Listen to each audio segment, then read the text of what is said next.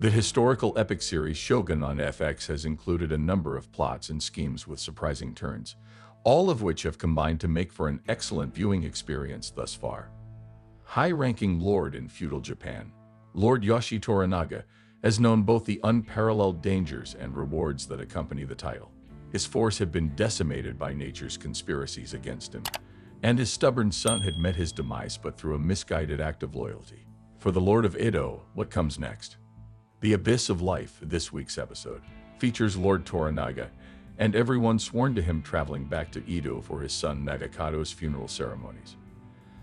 Nagakato died while attempting to kill his father's half-brother Seiki Nobutatsu for supporting Lord Ishido and the Council of Regents. Toranaga-sama had consented to turn himself into Osaka following Seiki's betrayal before the journey to Edo. But because of the Lord of the Kanto's well-known cunning, it never felt real, that is, until Toda Hiramatsu, his closest friend and most devoted general, performs seppuku in defiance.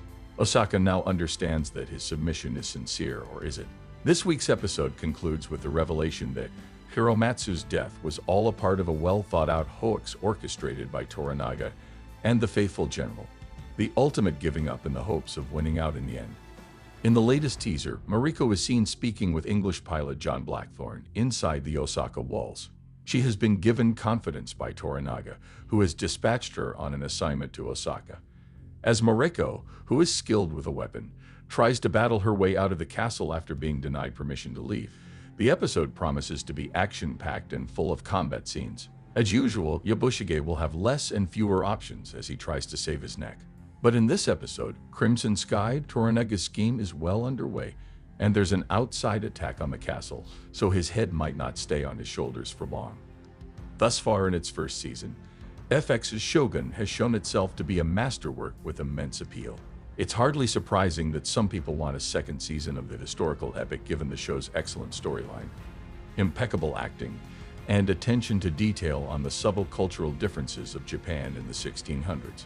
Co-creators Justin Marks and Rachel Kondo were questioned about the likelihood of a second season of Shogun during an interview. Marks, who also serves as showrunner, said, "We told the story of the book from beginning to end, and that was always the plan, so I don't know if we could."